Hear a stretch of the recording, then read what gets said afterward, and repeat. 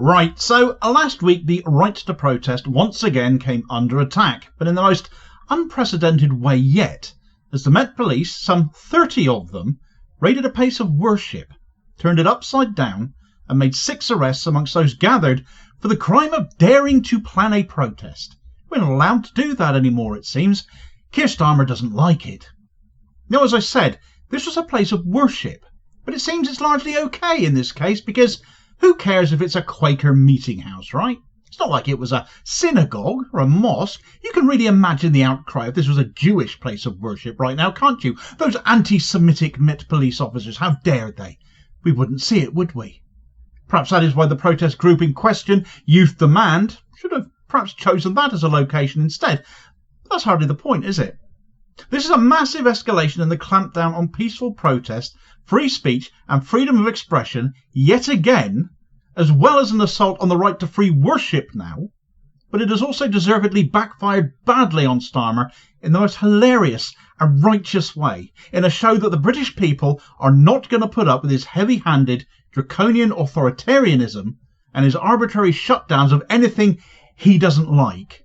Right, so last Thursday the Metropolitan Police carried out a heavy-handed raid on a Quaker Meeting House in London, smashing down the doors, turning the place upside down, and arresting activists associated with the protest group Youth Demand. The raid was conducted under the guise of preemptively disrupting a planned protest, and has been widely condemned as a draconian overreach by authorities because it undermines the fundamental right to protest which is enshrined in both British tradition, albeit weakened by legislation, yet is still protected and is our right under international human rights law. And Starmer knows this, of course, as a former human rights lawyer himself, even if he doesn't believe in them any longer, if he ever did to begin with. The optics of all of this have, of course, been absolutely damning.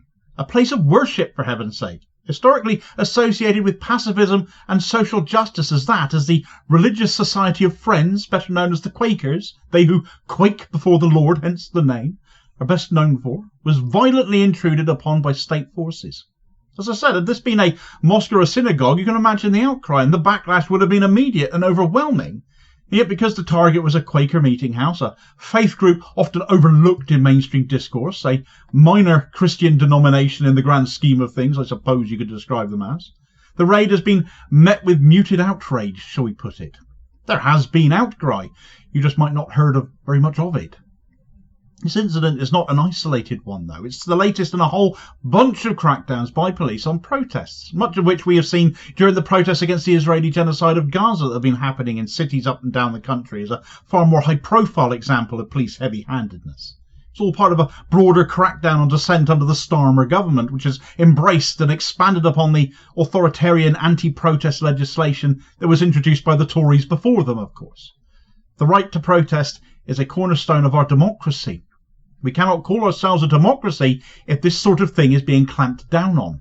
It is our human right to protest. It is protected under Article 10, the freedom of expression, and Article 11, the freedom of assembly of the European Convention on Human Rights, the ECHR, which the UK is bound by through the Human Rights Act. Historically, protest has been a driving force behind social progress and social change, from the suffragettes to the civil rights movement, and funnily enough, the Quakers were heavily involved in the promotion of both of those. The Quakers themselves emerged in 17th century England during a period of intense religious persecution. They used to hide their worship. They weren't allowed to. They were persecuted. That's why their places of worship look like ordinary houses. The movement rejected hierarchical church structures, instead emphasizing direct communion with God, pacifism and social justice. And it's why they worship in ordinary houses, because that is the whole point of them. That is exactly what they are. Their commitment to equality led them to be early abolitionists, prison reformers, advocates for women's rights, even as far back as the 17th century. And they were treating women as complete equals at that point. Aside from the aforementioned examples, they were also instrumental in protesting and campaigning for the abolition of slavery, which is quite notable in their history. Another example is that of Elizabeth Fry, who was that great prison reformer who used to be on our £5 notes. She was a Quaker as well. As much as I point out that perhaps Youth Demand, if they'd picked another place of worship, would have been left alone by the police, arguably there was no better place of worship, given the foundation of the Quakers, for them to have actually picked. Yet in recent years, successive governments have systematically undermined all of these rights. The Public Order Act of 2023, expanded under Starmer's Labour, grants police sweeping powers to shut down protests before they even begin, criminalising disruptive demonstrations and allowing for preemptive arrests. Criminalised before you've actually done anything. It's full Minority Report stuff, and we've already seen people imprisoned for it. The Met's raid on the Quaker Meeting House is a direct result of those oppressive laws, treating peaceful organisers as criminals before any action has actually taken place. Action that is their human right to carry out. Quakers have also been historically persecuted for their beliefs, jailed, beaten, marginalised for refusing to swear oaths or participate in war, pacifist movement as they are.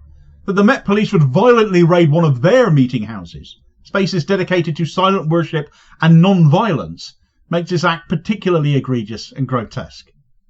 Around 30 Metropolitan Police officers forcibly entered the Quaker Meeting House in Westminster, breaking down the doors to arrest activists from Youth Demand, a group opposing UK complicity in global conflicts, including that ongoing genocide in Gaza, which Starmer is basically supporting by continuing to arm and aid Israel, not least in the provision of intelligence through pretty much daily flights from RAF Authoritarian on Cyprus.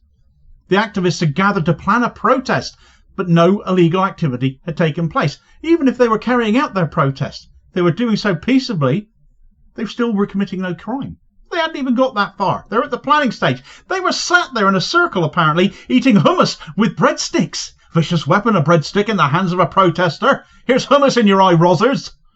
Anyway, despite this, the police invoked the Public Order Act and all the rest to justify the raid. 6 people were arrested on suspicion of conspiracy to cause public nuisance, a charge so vague it could literally criminalise almost any form of dissent. Literally anything you do or say could be criminalised if taken a certain way. This is where we are as a society now. It only gets brought up in regards to protest, but no protest had yet taken place, and we have a right to protest anyway. I'll say it again and again. No crime had been committed here. We simply have governments so right-wing now this is deemed acceptable, and the media present this as if these protesters, or wannabe protesters in this case, they hadn't even got as far as a protest, had they, are criminals. So where's this going to lead next then? The Quakers swiftly condemned the raid. They issued a statement. They said, "The Police Crimes Sentencing and Courts Act 2022 and the Public Order Act 2023 have criminalised many forms of protest and allow police to halt actions deemed too disruptive. Meanwhile, changes in judicial procedures limit protesters' ability to defend their actions in court. All this means there are fewer and fewer ways to speak truth to power. Quakers support the right to non-violent public protest, acting themselves from a deep moral imperative to stand up against injustice and for our planet. Many have taken non-violent direct action over the centuries, from the abolition of slavery to women's suffrage and prison reform. Paul Parker, recording clerk for Quakers in Britain, said, 'No one has been arrested in a Quaker meeting house in living memory. This aggressive violation of our place of worship and the forceful removal of young people holding a protest group meeting clearly shows what happens when a society criminalises protest. Freedom of speech, assembly and fair trials are an essential part of free public debate which underpins democracy.' Christian Aid, the major humanitarian organisation, also weighed in on this. Christian, as you might imagine by the name there, sort of says it on the tin, doesn't it? Sponsored by various Christian churches and orthodoxies as they are, including the Quakers, also denounced this Met operation, calling it an alarming escalation in the suppression of legitimate protest.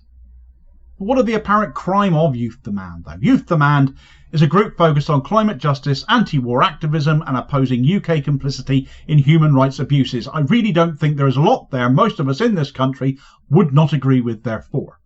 Their tactics include civil disobedience together with non-violent resistance, and you might not agree with those methods, but I would humbly suggest with a government like ours, how else do you get attention these days? Protest is meant to be disruptive after all. It wouldn't be protest otherwise, would it? And it is our human right to do so for issues that matter to us. This is where the hilarity comes into this story. You see, the Met's heavy-handed tactics have only galvanised support for the group, and as a direct result of this raid, which has possibly brought more publicity and attention to Youth Demand than even their protest might have done. And as a result of that, Youth Demand have seen a massive surge in new sign-ups following the raid.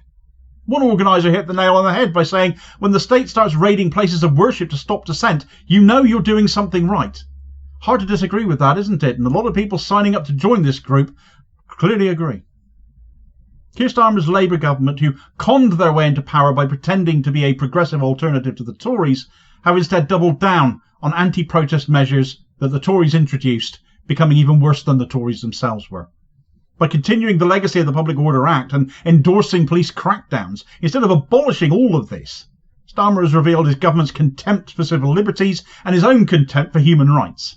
A former human rights barrister, I would remind you, who I've often wondered if he ever did believe in them himself, and I'm more and more convinced he was only ever in it for the money. This raid was not about maintaining public order at all. It disturbed that. It was about silencing dissent. When the state can violently disrupt a gathering in a place of worship simply because it fears protest, then democracy really is in crisis. The Met's raid on the Quaker Meeting House needs to be a watershed moment in the UK's descent into authoritarianism, and it has to stop here. It exposes the hypocrisy of a government that claims to uphold human rights while dismantling them in practice. But the backlash from Quakers, from Christian Aid, and the surge in support for youth demand shows that we, the British public, will not accept such overreach quietly. The right to protest is not a privilege granted by the state. It is a fundamental liberty that must be defended, or we are going to lose it.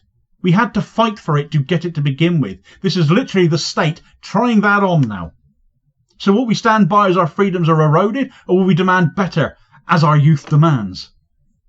Speaking of our youth, Starmer might be looking at a convenient use for them as possible cannon fodder for Ukraine, perhaps, as an alternative to unemployment and the stripping of their benefits. And let's throw the disabled and mentally ill into the mix whilst we're at it, shall we? Think this a tad fanciful? It was done before. There's historical precedent. It was a human disaster as well.